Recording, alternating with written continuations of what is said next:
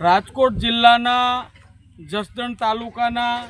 કડુકા ગામ વિસ્તારની અંદર મસ્ત મોટા જેટકો કંપનીના વીજપોલ ઊભા થઈ રહ્યા છે, જેની અંદર અનેક વીજપોલ ઊભા કરતાની સાથે જ ખેડૂતોનું લાખો કરોડો રૂપિયાનું નુકસાન જાય, ઊભા પાકને નુકસાની હોય ત્યારે આ વીજપોલવાળા અને જેટકો કંપનીવાળા દ્વારા ખેડૂતોને માત્ર રાખધૂળ જેવી રકમ આપી ને ક્યાંક ને ક્યાંક ખેડૂત પરિવાર સાથે અન્યાય કરે છે। એક બાજુ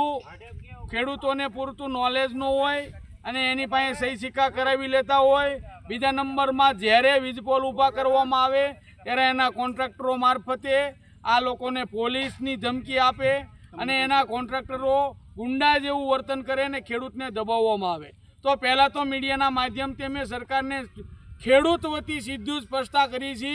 કે ગુજરાતના ખેડૂતને તમારા પાળેલા કોઈ પણ જેટકો કંપનીના કે વીજપોલવાળા કોઈ પણ અધિકારી કે કોઈ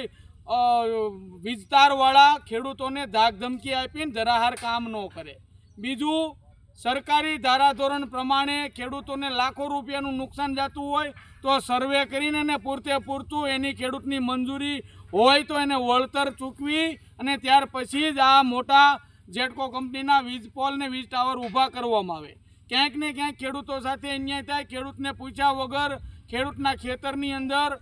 નુકસાન કરીને આવા વીજપોલ ઊભા કરવામાં આવે છે। ખેડૂતને કોઈ પણ જાતનું નોલેજ કે જ્ઞાન ન હોય તો અમારી અને ખેડૂત સેવા સંગઠન ગુજરાતની ખેડૂતોની એક માંગ છે કે આ વીજપોલની અંદર આ જે વીજપોલ ઊભા કરે એની અંદર નબળી ગુણવત્તાવાળું કામ થાય, ખેડૂતોને લાખો રૂપિયાની નુકસાની જાય છે, ખેડૂતોને ધારાધોરણ પ્રમાણે વળતર ચૂકવવામાં નથી આવતું, ક્યાંક એક વીજપોલના 25 લાખ ચૂકવવામાં આવે તો જે ખેડૂતને ખબર ન પડતી હોય એને 1 લાખ રૂપિયા આપવામાં આવે। તો આ કઈ રીતનો ખેડૂત સાથે અન્યાય ને કયો ન્યાય છે? તો સરકારને પણ આ રીતે ખેડૂત એક બાજુ આખા દેશનું ભરણ પોષણ કરતો હોય, ખેડૂત જગતનો તાત હોય, રાત દિવસ મહેનત કરી અને એનો માલ પકવતો હોય, એક બાજુ સરકારનો પરિપત્ર છે ખેડૂતની મંજૂરી વિના વીજપોલ, વીજતાર કે પવનચક્કી કે અન્ય કોઈ પણ જાતના થાંભલા કે ગટર ગાળી શકે નહીં, પણ વાસ્તવમાં ખેડૂત સાથે ખૂબ અન્યાય થાય છે, અત્યાચાર થાય છે। તો સરકારને જાણ કરી છે કે કોઈ પણ ખેડૂત સાથે બળજબરી કરવામાં ન આવે, ખેડૂતોને 100% જે નુકસાની જાય છે એનું વળતર ચૂકવવામાં આવે અને